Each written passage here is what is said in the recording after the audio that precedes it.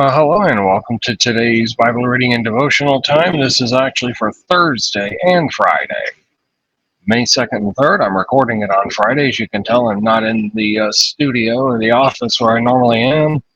I am actually at the airport deep in the heart of Texas, Austin Bergstrom International Airport, as I'm making this. And thought I would try and get it at least recorded before my departure, which I'll be boarding here before too long. But anyway, we're in John chapter 7. Oh, and by the way, don't forget to hit the subscribe bar and then the notification bell when it comes up so you can be notified when content is added to the channel, and, the usual rigmarole of commenting, liking, and sharing. But we are going to do John chapter 7, verses 1 to 24. If you would like to open up to that chapter, and we'll be looking at some issues that we're having with unbelief. I won't get a whole lot into it here just because of the time, and as you can see, I don't have the visual aids of my split screens and PowerPoint slides and that sort of thing. But let's take a look here at our verses. And so this will probably be a brief session here. But after these things, verse 1, after these things, Jesus walked in Galilee, for he did not want to walk in Judea, because the Jews sought to kill him, and now the Jews' feast of the tabernacle was at hand. And his brothers therefore said to him, Depart from here and go into Judea, that your disciples also may seek the works that you are doing. For no one does anything in secret while he himself seeks to be known openly. If you do these things, show yourself to the world, for even his brothers did not believe in him. And that's going to be significant in the history of Christianity, because eventually, at least James, we know, does come to believe in him, and quite possibly the others did too, but we're not 100% certain about the others. But James is mentioned in Galatians chapter 1 as actually being an apostle. But then Jesus said to them, My time has not yet come, but your time is always ready. The world cannot hate you, but it hates me because I testify of it that its works are evil. You go up to this feast. I am not yet going up to this feast, for my time has not yet fully come. When he had said these things to them, he remained in Galilee. But when his brothers had gone up, then he also went up to the feast, not openly, but as it were in secret. Then the Jews, and remember, that's the Jewish leaders in this case, it's not all of them. You got to keep that in mind. Now the Jews sought him at the feast and said, Where is he? And there was much complaining among the people concerning him. Some said, He is good. Others said, No, on the contrary, he deceives the people. However, no one spoke openly of him for fear of the Jews and in context, Jewish leaders. Now about the middle of the feast, Jesus went up into the temple and taught, and saying, How does this man know letters, having never studied? Once again, this is shooting down the notion that Jesus was some illiterate peasant that John Dominic Crossan and others like to put forth. Luke records him actually reading in the temple, but he's obviously impressing them with his intelligence and his wit and his wisdom, that he had to have some literacy, some level of literacy. So Jesus answered them and said, My doctrine is not mine, but he who sent me. If anyone wills to do his will, he shall know concerning the doctrine whether it is from God or whether I speak on my own authority. He who speaks from himself seeks his own glory. But he who seeks the glory of the one who sent him is true, and no unrighteousness is in him. Did not Moses give you the law, and yet none of you keeps the law? Why do you seek to kill me? The people answered and said, You have a demon. Who is seeking to kill you? But Jesus answered and said to them, I did one work, and you all marvel. Moses therefore gave you circumcision, not that it is from Moses, but from the fathers. And you circumcise a man on the Sabbath. If a man receives circumcision on the Sabbath, so that the law of Moses should not be broken, are you angry with me because I made a man completely well on the Sabbath? According to righteous judgment. And that, of course, been lying there for years and could never get in. And so Jesus just told them, take up your bed and walk. And it was on the Sabbath. They were not happy with that. But yet they would circumcise a male child on the Sabbath if they from his birth fell on the Sabbath.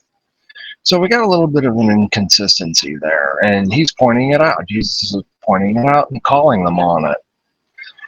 Now, looking at the idea of belief and unbelief in chapter 7, the reasons given for Jesus' unbelief, being from Galilee, and from Nazareth. Can anything good come out of Nazareth? So, he's basically from the wrong side of town, is what it comes down to, or the wrong side of the tracks, we used to say. They don't think he knows the scriptures. There in verse, well, we haven't got to it yet. We'll have to hold off on it. Verse 49 is where that'll come up. And they think here in verse 20 that he has a demon. And then, of course, they think he's a Sabbath breaker because he healed somebody on the Sabbath. But yet now let's look at the flip side of that coin. He's a good man. No, wait, he's a deceiver, verse 12. And that'll come up again in verse 47. Could he be the prophet? This will all come up a little bit later. And so we're going to see eventually that there is a division because of him and because of what he's doing. And going up there at the feast, of course, he knows he's going to have an audience. It's a Feast of the Tabernacles are happening. They know he's going to have an audience, and his brothers are really encouraging him to go because, hey, you need to be doing this, everything you're doing out in the open so people know who you are and what you're doing. But his brothers, as yet, don't believe. None of them believe. But eventually, James does come around. We know James does. I'm not sure about the others.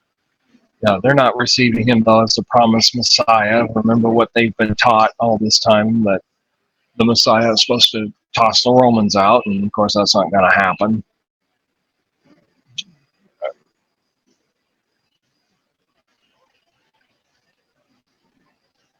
Now, if you look at verse 6, my time has not yet come, but your time is always ready. The Greek word kairos, K-A-I-R-O-S, refers to a suitable time. This isn't clock time. This isn't like, it's 2 o'clock in the afternoon, let's go have a late lunch, or let's go to the movies. This is referring to, is the timing right? Let's get the right time to go and take our trip. We got to time this just right. That sort of thing. The brothers, though, are thinking in physical terms, not spiritual. You got to remember that. A lot of the people Jesus encounters are thinking of everything in physical terms, not the spiritual terms he wants them to think in. And so in this instance, this is according to Beasley Murray, that in the Greek way of thinking, the decisive moment was determined by fate, but in biblical revelation, it's determined by God. And so Jesus awaits the guidance from God for the right time for his actions. Yeah, it's possible by this time he knew, we don't know. That is, that Jesus knew that the time was when the time would be, but it wasn't there yet, and so he's just not revealing it, is what I'm trying to say. And then in verse 7, we have what we would call a negative sermon. Coming up here, verse 7, Jesus tells them, the world cannot hate you, but it hates me because I testify that its works are evil. Jesus is saying some pretty harsh stuff there, calling people evil. We're not supposed to do that anymore. We're supposed to affirm everybody and everything they want to do. You can see there in Scripture where and then later on in Acts, where sometimes hard things got preached, and negative sermons got preached sometimes. And sometimes they have to be. Sometimes you have to draw a line and say, okay, folks, we've got an issue here we need to deal with, or however it needs to be put, and you just need to preach the truth. And that should always be paramount. It gets a little tough sometimes for preachers. I understand when livelihood depends on keeping your position with the church, but sometimes you just got to trust the Lord and sometimes step on a few toes. So, okay, verse 15. How does this man know letters, having never studied?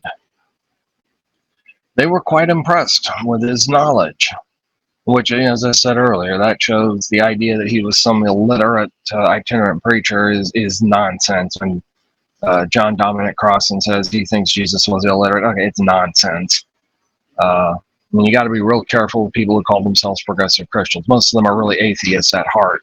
That's my opinion anyway.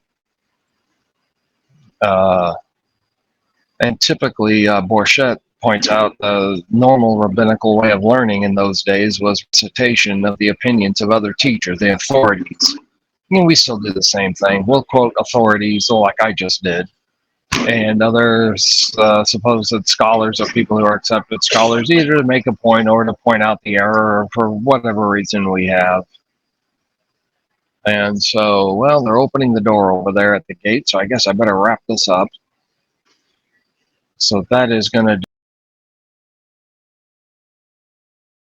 hurry.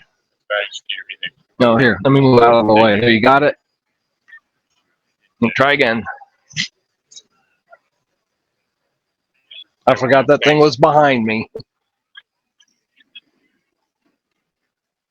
Happens. But yeah, we're going to wrap it up now because the door is opening up over there. And so I will conclude it right now, and then I will catch you in the next video, and I'll try and get a few more details on some of these points I'm trying to make. So we'll wrap it up. We'll see you in the next video. That'll do it for today. Happy travel day to those who are traveling. We'll see you in the next video. I'm done, and I am out.